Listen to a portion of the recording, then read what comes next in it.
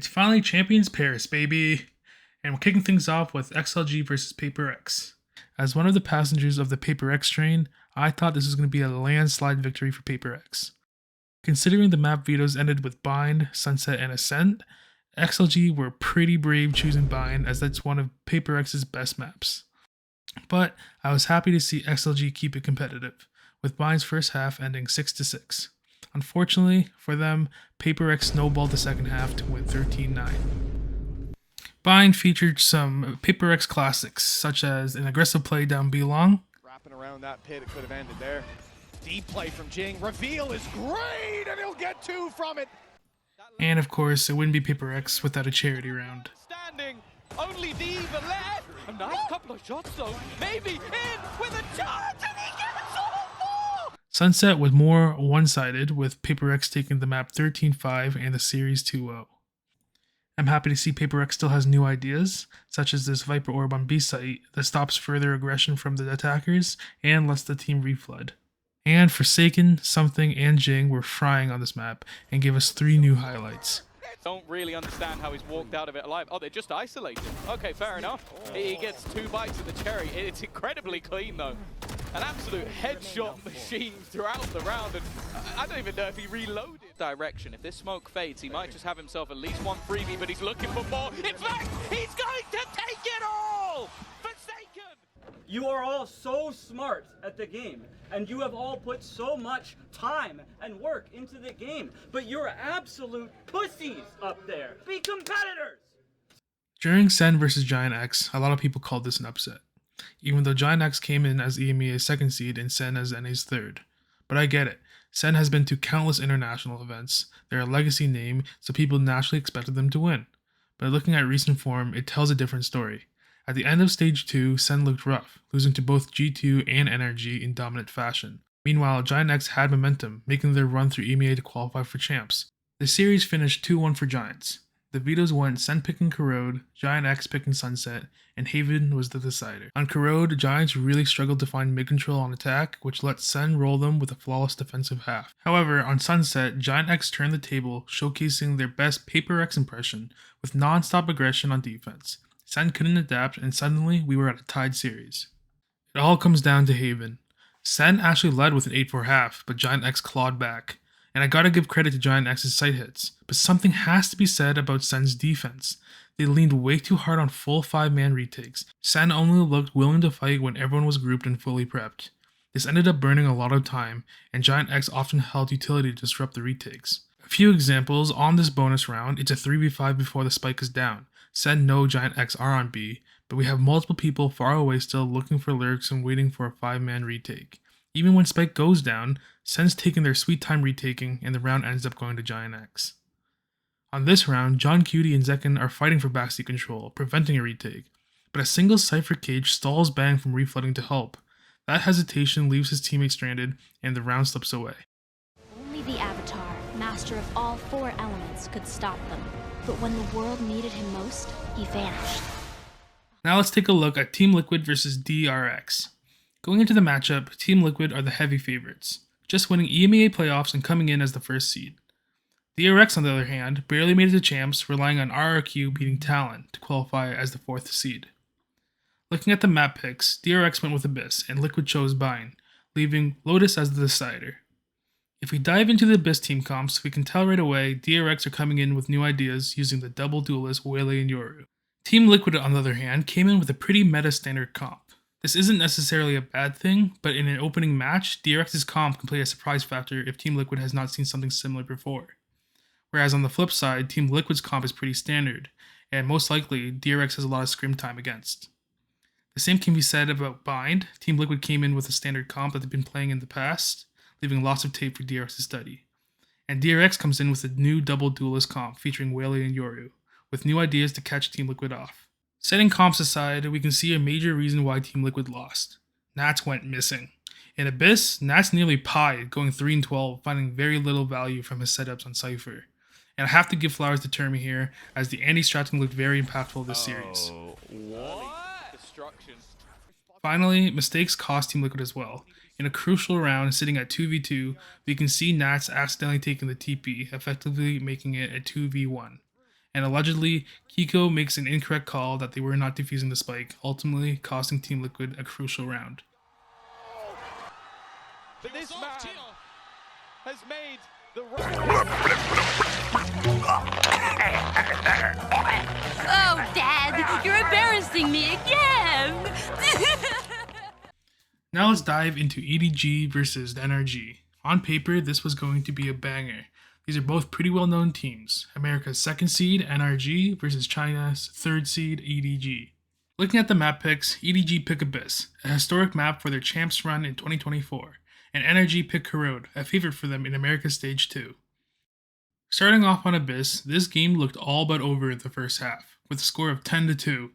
An EDG pistol would all but secure the game, or so we thought. EDG win the pistol, making it 11-2, a near impossible comeback for NRG, especially with their history of attack side. But against all odds, Ethan calls an immaculate attack half, paired with a resurgence from Mada on the Yoru to bring this game to overtime. It's on Chichu and Kung Kung to stop the overtime, but it's Mada now ready to receive around the corner and straight down the abyss. Mada was 5-12 in the first half, but really stepped it up, ending the game with 31 kills and was truly the difference maker in this game. But please, enough of these slow starts. After 32 rounds where EDG had many chances to close the game, NRG come out on top. Coming into Corrode, NRG were on home turf. Although a lackluster performance from the Broctagon, NRG still scraped by a 13-11 win with stand-up performances from Som, Ethan, and Scuba. Overall, NRG came in hot to champs, and are looking likely to join G2 as contenders for the trophy. As he traversed the ages after death as a cursed object, without a doubt, he is the king of curses. When will it stop? Speaking of G2, the next day G2 were up against Team Heretics. The map vetoes end with Heretics picking Corrode, G2 picking Lotus, and the decider being Haven. G2 were definitely the heavy favorites into this match, as they just won their 3rd regional trophy in Americas, whereas Heretics bombed out of EMEA Stage 2. On Corrode, G2 came in with a newish comp, adding Cypher, Fade, and combining the reveals with Odin. Their loss to NRG on Corrode must have inspired this idea. However, they didn't find the results they were looking for. Although taking an 8-4 lead on the defense, Heretics ultimately take the map, as G2 heavily struggled to get past Team Heretics' defense. Then on to Lotus, G2 come in with their standard lineup, with Fade, Omen, Teho, Viper, and Yoru. TH, on the other hand, come in with a new composition consisting of double Senti with Wu on the chamber and Benji on the deadlock. TH showcased a lot of good ideas with their new comp. I can't help myself. This little combo. Me, bro, is going nowhere in a hurry. And having an aimer like Wu on chamber was a problem for G2. Somehow even while being concussed. That was really sick. Ultimately, TH steals G2's map to win the series overall. I think TH always had a high enough skill ceiling to beat G2, and today they just looked better. No! No! No! Besides the G2 upset, Day 3 had another banger. On paper, it shouldn't be the most exciting matchup, but boy did it deliver. It's DRG versus T1. DRG's first international appearance versus a T1 that's trying to find their way back to their Masters Bangkok form. T1 should be the favorites in this matchup due to DRG having to acquire Demon 1 to sub in for Vukashu, their best player. But despite the circumstances, this might have been the closest match of the whole tournament. DRG picked Lotus and T1 picked Sunset, with both going to OT. On Lotus, DRG shows us a new way to grab A main control with Wele, both on attack and defense. One of their best players. Lost one of their best and put in a man who's never played Vice before. Everyone on DRG was shooting, and Demon 1 was looking comfortable. Unfortunately, DRG couldn't close out Lotus, ending up with a double overtime where T1 steal the map 15-13. On Sunset, the score was kept tight once again, but Meteor and Buzz were lights out, dropping a combined 60 kills to drag their team over the line with a 16-14 win. Although this was a T1 victory, I was very happy to see DRG keep it so competitive. With a little bit more prac time or even their main roster, I feel like DRG could have taken this win. However, it's still early in the tournament, and I hope to see this DRG team make a deep run similar to Wolves in Toronto. I can't fuck with none of these niggas, fuck it.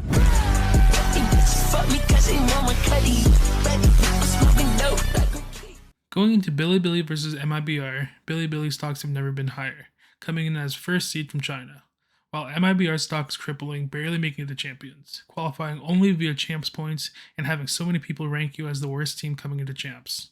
With the map picks, we have Haven for Bilibili, Corrode for MIBR, and Sunset as the decider. Immediately in Haven, we can see why this series went the way of MIBR. MIBR looked confident and hungry, with Verno going nuclear, ending 18-3, breaking the KD record previously set by TENS for global events during franchising, and Aspas also had a solid game, going 13-6 on the Neon. For Bilibili, on the other hand, it looks like stage nerves got to them and they were looking the opposite of confident. Their big players, K9 and YZ, had very lackluster games, and they let MIBR play the game at their pace. YZ couldn't find his footing in the game, only going 6-14, and K9 did top the leaderboard for Bilibili, but only went 12-14 and struggled to find his normal impact.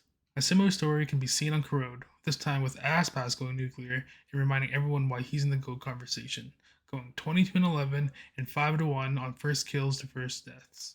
In the Cortesia interview, we can see how MIBR is trusting in their decisions to make Verno the permanent IGL. Although controversial, given the language barriers, Fraud has the whole team believing in the system. I'd assume Fraud was also behind some of the nice set plays MIBR had on Corrode. Oh, it's beautiful! Aspas gets 3! BLG were in 0G and Waylay believers rejoice! Aspas gets 4. We'll see if he can find it. They know where he is. The king returns to the international stage and does it with an ace! In Fnatic vs RRQ, I personally thought RRQ had the advantage with the map pool. The map vetoes ended with Ascent, Abyss, and Corrode.